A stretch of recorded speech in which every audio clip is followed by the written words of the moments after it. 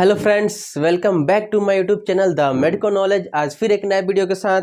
और आज का ये वीडियो बहुत ही खास है क्योंकि आज के वीडियो में मैं बताने वाला हूं कि इंट्रावेनस फ्लूइड्स कौन कौन से होते हैं, कितने प्रकार के होते हैं और ये इसका यूज कहाँ कहाँ पर किया जाता है।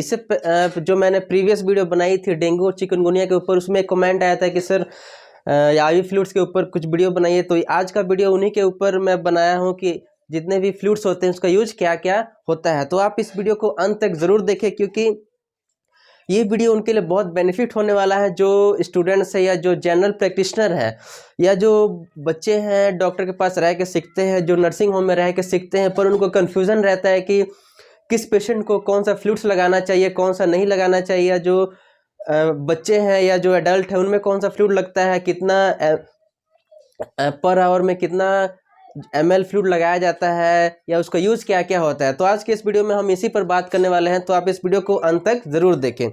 आइए अब हम बात करते हैं इंट्रावेनस फ्लूइड या आईवीएफ जिसको कहा जाता है, ये कितने प्रकार का होता है। तो आमतौर पर हम देखें तो जैसे NS हो गया, RL हो गया, D5 होता है, D10 होता है, D25 होता है, मैनिटोल होता है, मेट्रोन होता है, ये बहुत तरह के होते हैं। पर आज के इस हम वीडियो में सिर्फ दो टॉपिक पे ही बात करेंगे, NS और RL, क्योंकि इसमें बहुत कुछ बताने के लिए रहता है और ये वीडियो लंबा ना हो तो इसलिए हर एक वीडियो में हम दो सलाइन के ऊपर ही मेन बात करेंगे। तो आइए हम बात करते हैं NS, जिसको हम कहते हैं नॉर्मल सलाइन।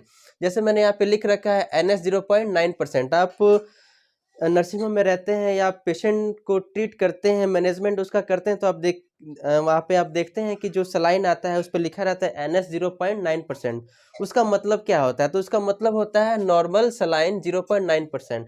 तो 0.9% उसमें क्यों लिखा रहता है? क्योंकि जैसे मैंने यहाँ पे लिख रखा है कि टेबल सॉल्ट 0.9 ग्राम NaCl पर 100 ml स्टेरिल वाटर, मतलब जो उसमें सोडियम क्लोराइड का अमाउंट होता है, क्वांटिटी होता है, वो 0.9% पर 100 ml उसमें रहता है, इसलिए उसका नाम दिया गया है NS 0.9%। तो उसमें कंपोजिशन क्या क्या रहता है ये भी हम देख ले। तो उसमें कंपोजिशन रहता है 0.9% NaCl यानी सोडियम क्लोराइड। जो हम 100 ml का सलाइन देखते हैं NS का, उसमें क्या होता है 0.9% सोडियम क्लोराइड होता है, इसलिए उसमें लिखा रहता है NS 0.9%। ये तो बात हो गया NS की। अब हम उसका यूज़ जानते हैं कि उसका कहाँ कहाँ पर यूज़ होता है, किस पेशेंट पर हम ये NS यूज करते हैं, या कुछ कुछ इंजेक्टेबल पाउडर होता है, कौन कौन से उसमें डाइल्यूट करके हम पेशेंट को लगा सकते हैं। तो देखिए मैंने यहाँ पे लिख रखा है डिहाइड्रेशन, यानी NS का जो ज़्यादातर यूज किया जाता है पेशेंट में, वो डिहाइड्रेशन में यूज किया जाता है। क्योंकि जो नर्सिंग होम पे काफ़ी ज़्यादा पेशेंट आते हैं, वो इमरजेंसी पेशेंट भी आते हैं, डिहाइड्रेटेड पेशेंट भी आते हैं, काफ़ी अनकॉन्शियस पेशेंट भी आते हैं। तो उसमें हम लोग किसका यूज़ करते हैं? NS का, क्योंकि NS में क्या है, सोडियम क्लोराइड है। बहुत सारे जो पेशेंट है काफ़ी दिनों से जिन्होंने पानी नहीं लिया है, या जो काफ़ी ज़्यादा उनके बॉडी में फ्लूइड्स की कमी है, सोडियम क्लोराइड की कमी है, तो ये जो सलाइन है NS 0.9%, ये उस चीज़ को ख़त्म करता है, डिहाइड्रेशन को ख़त्म करता है। इसलिए हम डिहाइड्रेशन में इसका काफ़ी ज़्यादा यूज करते हैं। जो दूसरा चीज़ है, डायरिया में भी यूज़ होता है इसका, वोमिटिंग में भी यूज़ होता है। तो डायरिया और वोमिटिंग में इसका यूज़ करने का क्या एम होता है? क्योंकि जब किसी पर्सन को या किसी बच्चे को डायरिया होता है काफ़ी ज़्यादा, दस्त होता है काफ़ी ज़्यादा, या वोमिटिंग काफ़ी ज़्यादा होता है, तो उसमें क्या होता है, फ्लूइड का बॉडी में उसके इम्बैलेंस होना चालू हो जाता है। उसके जो बॉडी में सोडियम क्लोराइड है वो ख़त्म होना धीरे धीरे चालू हो जाता है। जिससे पेशेंट क्या होता है, काफ़ी ज़्यादा सुस्त होता है, वीकनेस उसको काफ़ी ज़्यादा होने लगता है, उसका हाथ पैर काम करना बंद कर देता है, उसका बॉडी क्या होता है, काफ़ी ज़्यादा थीन होने लगता है, कमज़ोर होने लगता है। तो उस चीज़ को मेंटेन करने के लिए भी हम NS का यूज़ करते हैं। चौथा पॉइंट क्या है कि ब्लड लॉस में भी इसका यूज़ किया जाता है। ब्लड लॉस पेशेंट का हुआ हो, किसी पर्सन का हुआ हो, किसी भी तरह से हुआ हो, या सर्जरी में हुआ हो, या ट्रॉमा या जैसे एक्सीडेंट कहा जाता है उसमें हुआ हो, चोट लगने से हुआ हो, किसी भी रीजन से अगर ब्लड लॉस हुआ हो तो उसमें भी हम NS का यूज करते हैं। क्योंकि जब ब्लड लॉस होता है तो ब्लड में से काफ़ी ज़्यादा इलेक्ट्रोलाइट्स होते हैं वो भी ख़त्म होना चालू हो जाते हैं, इनबैलेंस होना चालू हो जाते हैं। तो उसको भी फुलफिल करने के लिए पेशेंट को क्या होता है, NS लगाया जाता है। उसकी वजह से मैंने कहा कि इसका यूज सोडियम इम्बैलेंस में किया जाता है, क्योंकि NS में क्या है, सोडियम क्लोराइड है। तो ये पॉइंट जो मैंने लिख रखा है सोडियम इम्बैलेंस, तो सोडियम इम्बैलेंस में भी इसका यूज किया जाता है। उसके बाद हम आते हैं कि वाउंड इन्फेक्शन।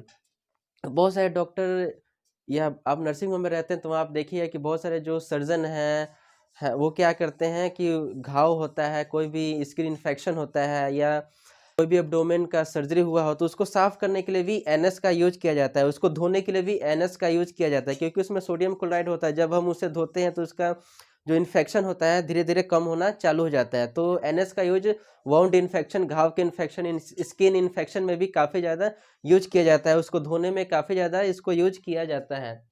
उसकी वजह से मैंने लिख रखा है डाइल्यूट इंजेक्टेड पाउडर।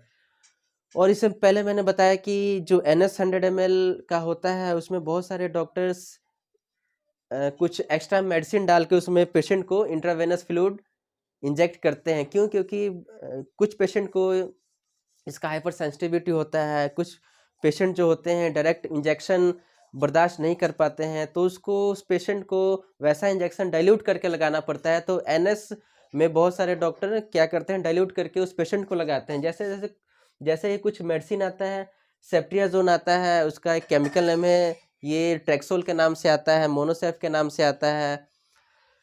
तो 250 mg का हो, 500 mg का हो या 1 ग्राम का हो, 1.5 ग्राम का हो, ये तो हम डायरेक्ट भी दे सकते हैं। लेकिन किसी किसी पेशेंट को क्या होता है, ये बर्दाश्त नहीं हो पाता है, तो बहुत सारे डॉक्टर ये डाइल्यूट करके देते हैं।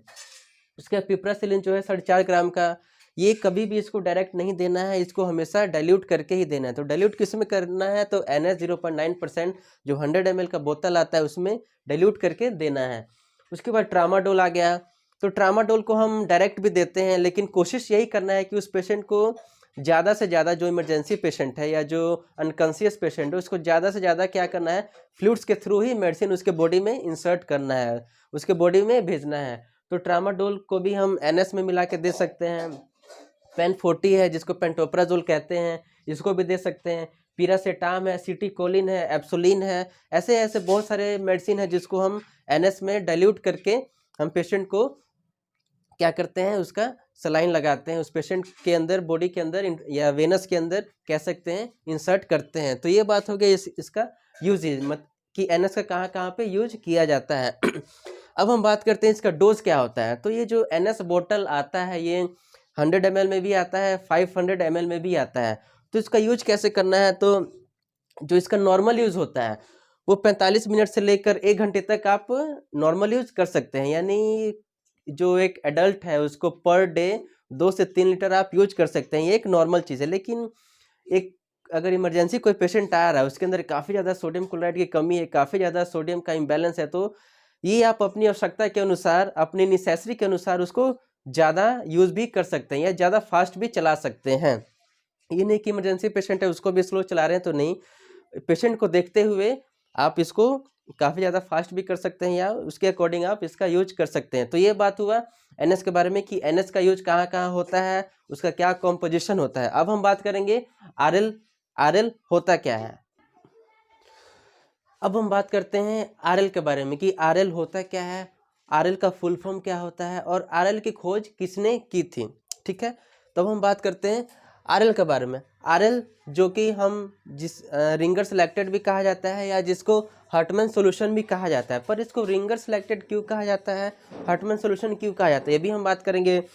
तो जो RL की खोज की थी, जैसे मैंने यहाँ पे लिख रखा है कि डॉक्टर सिडनी रिंगर्स ने की थी, जिनका जन्म 1835 में हुआ था और उन्होंने दुनिया को अलविदा 1910 में कह दिया था, और वो इंग्लैंड के रहने वाले थे।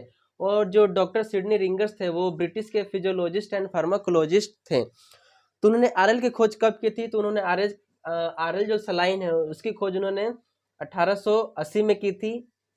कैसे, तो उन्होंने सोडियम क्लोराइड, पोटेशियम क्लोराइड और कैल्शियम क्लोराइड को जब मिक्स किया तब उनको एक सॉल्यूशन मिला जिसका नाम दिया गया RL। पर एक और जिसको कह सकते हैं अमेरिकन पीडियाट्रिशियन एंड बायोकेमिस्ट थे, उनका नाम था डॉक्टर एलेक्सिस फ्रैंक हर्टमैन्स। उन्होंने 1930 में लैक्टेट सॉल्यूशन दिया। तो इन दोनों के नाम पे क्या पड़ा है, RL, यानी रिंगर्स लैक्टेट। रिंगर्स किसके नाम पे पड़ा है, तो डॉक्टर सिडनी रिंगर्स के। और लैक्टेट जिन्होंने सॉल्यूशन दिया वो कौन थे, डॉक्टर एलेक्सिस फ्रैंक हर्टमैन्स। तो उनके नाम पे ही RL पड़ा, जिसे रिंगर्स लैक्टेट भी कहा जाता है या हर्टमैन सॉल्यूशन भी कहा जाता है या जिसे लैक्टेट सॉल्यूशन भी कहा जाता है। तो ये है RL और उसकी किस किस ने खोज की थी। अब हम बात करेंगे कि इसका यूजेस क्या क्या होता है।